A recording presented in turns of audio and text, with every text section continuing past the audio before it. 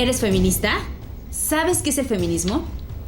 Tú, joven mexicano, ¿sabes por qué te conviene ser feminista?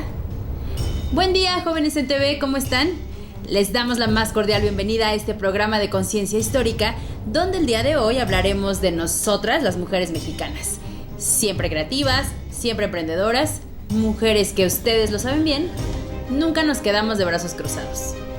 Nuestras abuelas y las abuelas de nuestras abuelas han tejido tu vida, la mía y la del país.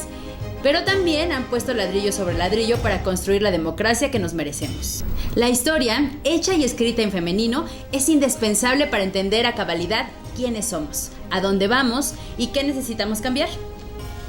En el programa de hoy conocerás qué es el feminismo, los movimientos feministas de nuestro país que han luchado por romper los obstáculos sociales, políticos, económicos que limitaban los derechos de las mujeres. Hablaremos del México moderno de 1940 a 1980, periodo en el que, entre otros logros, conquistamos nuestro derecho al voto. Un paso importante para los procesos de sociabilidad política y participación femenina. Hoy vamos a mirarnos a través de los hechos y los dichos de las mujeres. Esto es Conciencia Histórica. El pasado no ha pasado. Conéctate. ¿Qué es el feminismo? Empecemos por entender a qué nos referimos cuando se habla de feminismo.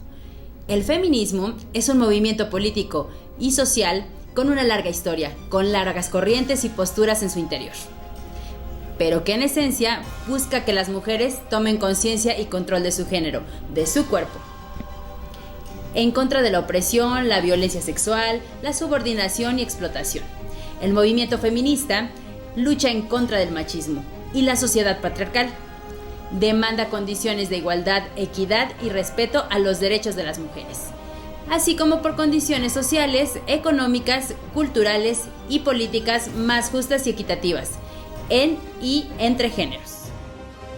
A pesar de la estabilidad que comenzaba a vivirse en el país durante la década de los años 40, 50 y 60, ¿sabías tú que la gran mayoría de las mujeres mexicanas aún vivían confinadas a las labores domésticas y del campo?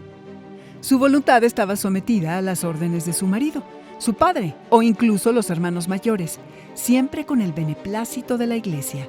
Para ese entonces, las mujeres mexicanas no gozaban de derechos ciudadanos, mucho menos podían votar, ni a ser candidatas o a aspirar a un cargo público. A pesar de la presencia de importantes movimientos feministas desde el siglo XIX, de la importante presencia femenina en la Revolución Mexicana, para los años 40, las mujeres continuaban en condiciones de inequidad y no gozaban de las mismas oportunidades que los hombres para desarrollarse. Un 26 de agosto de 1937, en Veracruz, el presidente Lázaro Cárdenas anunció que colocaría a las mujeres en el mismo plano que los hombres, es decir, en una plataforma de igualdad política y social. Sin embargo, como pasaba el tiempo sin que se diera la medida anunciada, un importante grupo de mujeres organizaron una huelga de hambre frente a la casa del presidente. Este grupo de mujeres pertenecía al Frente Único Pro Derechos de la Mujer y estaba integrado por diversas posturas ideológicas de diferentes profesiones y tendencias. Mujeres intelectuales, profesionistas, que por supuesto existían, a pesar de todo, pero principalmente maestras, obreras y veteranas de la Revolución, que compartían el mismo objetivo: modificar el artículo 34 constitucional para obtener el derecho a votar y ser votadas. El presidente Cárdenas finalmente presentó la iniciativa para reformar dicho artículo, pero el ambiente electoral de las próximas elecciones de 1940, así como la oposición conservadora, provocó que el partido mayoritario en el Congreso, el Partido de la Revolución Mexicana, decidiera postergar su aprobación, pues consideraban que esta iniciativa que reformaba la Constitución podría favorecer el voto conservador hacia el candidato opositor Juan Andreu Almazán. Comenzó la década de los años 40 y las mujeres mexicanas continuaron sin poder ejercer su derecho al voto.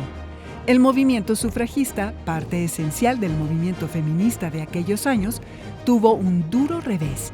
Así fue como inició la época del México moderno, una modernidad supuestamente democrática y posrevolucionaria, que excluía a la población femenina de la participación política. Pero miremos años atrás. ¿Sabes qué es el sufragismo? ¿Cómo nace? Hacia la segunda mitad del siglo XIX, tanto en los Estados Unidos como en Europa, las mujeres se organizaron en torno a la demanda de igualdad de derechos civiles, jurídicos y políticos. Una de sus principales demandas fue exigir el derecho al voto femenino. A dicha exigencia se le denomina sufragismo. Tristemente, a este movimiento se le tachó de burgués y simplista. Y no fue hasta que finalizó la Primera Guerra Mundial que las mujeres pudieron acceder al voto, pero en Estados Unidos y solo en contados países de Europa. ¿Y en México qué pasó? ¿Cómo era la situación para las mujeres? Como lo mencionamos antes, en México desde 1935 existió una organización femenina muy fuerte conocida como el Frente Único Pro Derechos de la Mujer, que tuvo entre sus principios hacerse respetar por la superación de sí mismas, hacerse escuchar por la voz de la razón y ser dueñas del dominio de su propia emotividad. Es decir, mismas oportunidades que los hombres, que se reconocieran sus derechos políticos y sociales y el derecho a tomar sus propias decisiones respecto a su forma de relacionarse. No obstante, este movimiento perdió fuerza y presencia durante los primeros años de la década de los 40. Para conocer qué pasó con este importante grupo feminista, vamos a platicar con la especialista, la doctora Patricia Galeana. El Frente Único Pro Derechos de la Mujer fue una agrupación muy bien organizada y con principios bien fundamentados. ¿Cuáles serán las características de este frente? ¿Pueden considerarse que fue exitoso en su época? Yo considero que el Frente Único Pro Derechos de la Mujer fue muy exitoso en su época. Es un ejemplo de alianza política, de cómo las mujeres lograron reunir a grupos distintos, desde las que pertenecían al Partido Nacional de la Revolución, las del Partido Comunista, a mujeres de diferentes profesiones y también de diferentes clases sociales. Llegaron a tener 50,000 miembros a todo lo largo y ancho del país, pues para buscar que se hiciera la reforma al artículo 34 constitucional y se reconociera sus derechos políticos a las mujeres. ¿Cuáles eran las condiciones sociales, políticas y culturales que favorecieron que este movimiento perdiera fuerza? Bueno, pues la situación, en primer lugar, la gran oposición que hubo a que se le diera el voto a la mujer fue la misma que se había esgrimido al final de la Constitución, el que las mujeres iban a ser dominadas, estaban dominadas, eso es lo que decían muchas de las personas que se oponían a la reforma al artículo 34 constitucional, que las mujeres estaban dominadas por la Iglesia. Este fue el argumento que pesó después de la revolución en la Constitución de 1917, y que se iba a perder la revolución, y este fue el argumento que pesó en el momento del sufragismo mexicano en la década de los 30, porque en 1937 viene la encíclica de Pío XI, que se llama Firmissimam Constantia, que llama a las y los mexicanos católicos a resistir, porque considera que el gobierno de México, o sea, el gobierno de Cárdenas, quería la descristianización de México, cosa que no era cierta, pero esto fue lo que se manejó en esta encíclica. Y además, justo en estos años se formaron la Unión Nacional Sinarquista, un partido de extrema derecha que era la continuación del Partido Fascista Mexicano, el Partido Acción Nacional, justamente respondiendo al llamado del Papa. Y cuando viene la sucesión presidencial, pues surge el candidato del Partido Revolucionario de Unificación, Juan Andreu Almazán, que justamente ofrece darle el voto, pero bueno, un voto con una perspectiva absolutamente conservadora, darle el voto a las mujeres, porque pues las amas de casa, decía, lo apoyaban. Entonces, esta situación, este entorno pues político y esta fuerza social pues de la Iglesia Católica y estos nuevos partidos de extrema derecha pues van a impedir que el Frente logre sus objetivos. La reforma al artículo 34 de la Constitución tuvo lugar en 1953, un año después de que la Organización de las Naciones Unidas ratificara la Convención de los Derechos Políticos de las Mujeres. Y muchas controversias internas, gestiones políticas, presiones y debates sociales. He de comentarte que casi 20 años después, ya en la década de los 70, se identificó en la nueva Ley General de Población que el aborto constituía un problema social al que se tenía que dar solución. Por primera vez se nombraba y se reconocía un problema que afecta a las mujeres. Pero lejos estaba todavía la aceptación al derecho a decidir sobre tu propio cuerpo, al derecho a la atención médica y sobre todo a la no criminalización de las mujeres.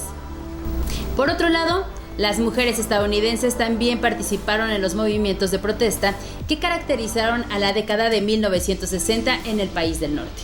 Sus demandas feministas se identificaron con las mismas demandas de justicia e igualdad que hacían las minorías radicales y subrayaban la doble marginación y exclusión en la que se encontraban las mujeres de estas minorías. Existía mucha discriminación a la hora de buscar empleo. Solo el 7% de los médicos eran mujeres y menos del 4% eran abogadas. Esto provocó que en 1966 se fundara la National Organization for Women. Esta agrupación buscaba cambiar la situación de las mujeres a través de la presión en grupo, las demandas legales y la movilización de la opinión pública a favor de su causa. Otro hecho que ayudó a generar conciencia fueron las pequeñas asambleas donde las mujeres compartían sus experiencias y exponían sus quejas. Las norteamericanas comprendían que aquello que consideraban problemas personales eran realmente problemas de género, que tenía que ver con su condición de ser mujeres y que requerían soluciones sociales y políticas urgentes. El 26 de agosto de 1970 se lleva a cabo la mayor manifestación feminista de la historia en conmemoración de los 50 años de la aprobación del voto femenino en Estados Unidos. Ese día, miles de mujeres marcharon por las calles de diversas ciudades en defensa de la igualdad, el empleo y el derecho al aborto. En México, el feminismo de la segunda mitad del siglo XX se dio cuenta de la urgencia de modificar la percepción de la sociedad respecto a las mujeres, y uno de los principales elementos de cambio fue la difusión de las ideas. Así aparecieron diversas publicaciones feministas. La revista femenina en los años 60 formó parte del proceso de modernización cultural que atravesaba América Latina. Si hasta ese momento las revistas para mujeres estaban orientadas a temas vinculados con la familia, las labores domésticas y la belleza, a partir de esta década tuvieron una transformación importante. Siguieron los mismos derroteros de los magazines estadounidenses y de algunas publicaciones europeas, ampliando sus contenidos desde una perspectiva femenina, fomentando el debate e incorporando el tratamiento de la sexualidad de las mujeres desde un enfoque menos centrado en el deber ser y más atento a las necesidades de información y las experiencias concretas que vivían las mujeres de la época. Claudia de México fue la revista mexicana que desde su aparición en 1965 y hasta 1977, cuando se pone en marcha el Programa Nacional de Planificación Familiar, se presentó como la revista para la mujer moderna que, aunque interpelaba a su público a partir de la moda, las recetas de cocina, la publicidad estereotipada, también incluía entre sus contenidos aspectos sexuales y reproductivos, como el placer sexual, la anticoncepción y el aborto. La dinámica social y económica de la década de los años 60 hicieron el despertar de la mujer todo un suceso y un boom. Pronto surgió lo que más tarde sería conocido como el Movimiento de Liberación de la Mujer. Este movimiento contracultural de los años 70 pretendía incidir sobre los patrones ideológicos que reproducen la condición subordinada de las mujeres, excluir el sexismo en el lenguaje y modificar la imagen de las mujeres que se reproducen en los medios de comunicación, donde incluso en nuestros días todavía son expuestas como objetos sexuales. ¿Tú qué propondrías para cambiar estas situaciones? Una nueva ola feminista surge en México en los años 70, como resultado del movimiento estudiantil de 1968.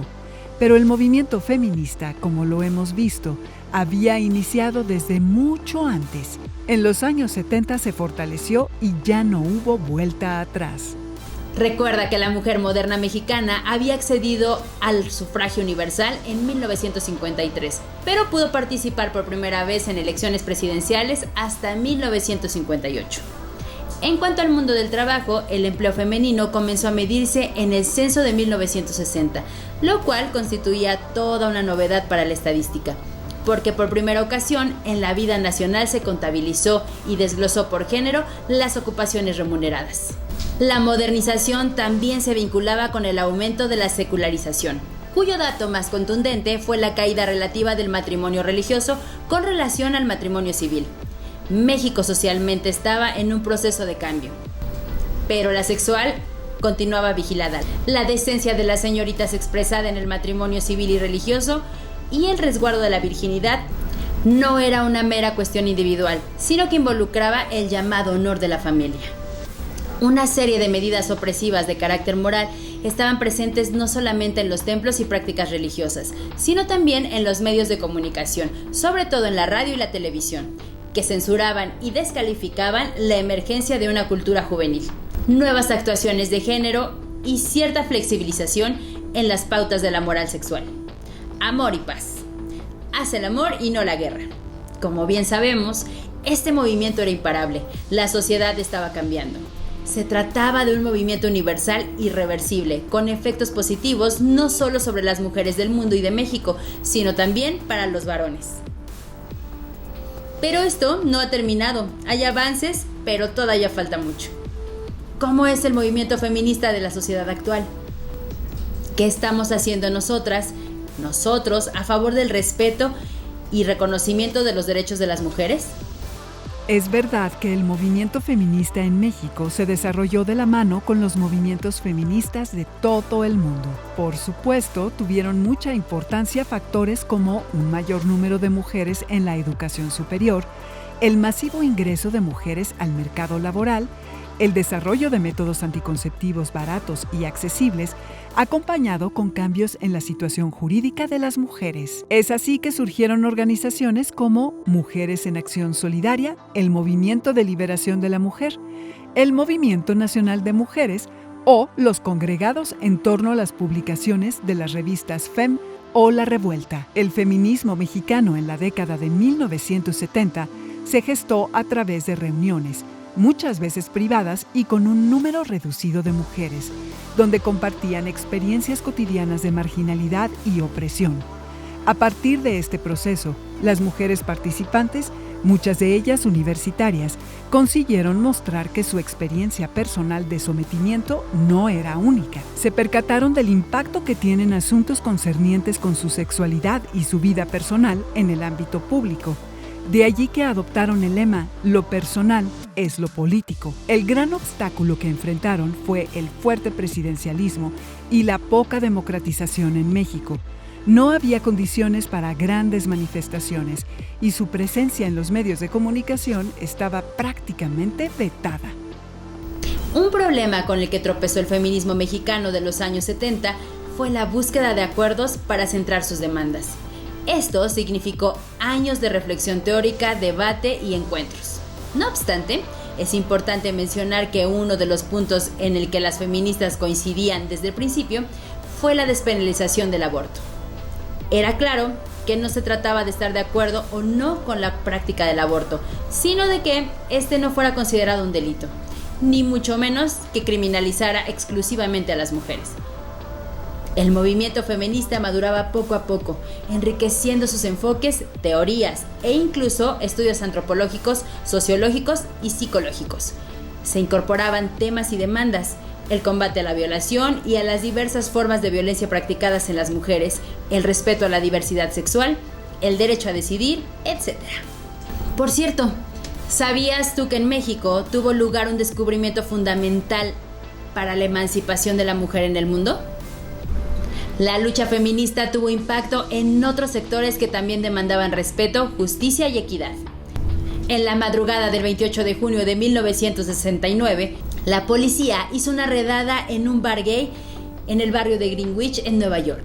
Un grupo de lesbianas y homosexuales inspirados por las mujeres feministas, hombres de color y latinos que habían logrado sacudir la conciencia del pueblo norteamericano con sus demandas para una sociedad más equitativa, repelió por primera vez la agresión. Ya estaban cansados de ser señalados por la sociedad como ilegales, enfermos, inmorales y malas personas. Después de 6 noches de manifestaciones, se creó el Frente de Liberación Gay, que tenía como principal objetivo aprender a amar los unos a los otros. ¿Conocías esta historia? Es por eso que cada 28 de junio se celebra en el mundo el Día del Orgullo Gay. Hoy, este programa nos deja una huella muy honda. Son las marcas, el trazo que ha dejado la lucha de nuestras abuelas, de nuestras madres, y lo que será, sin duda alguna, la lucha de nuestras hermanas, hijas y nosotras mismas. Que se escuche la voz de las mujeres y ocupar el lugar que nos corresponde dentro de la sociedad mexicana es una demanda social irrenunciable en esta construcción por la democracia en nuestro país.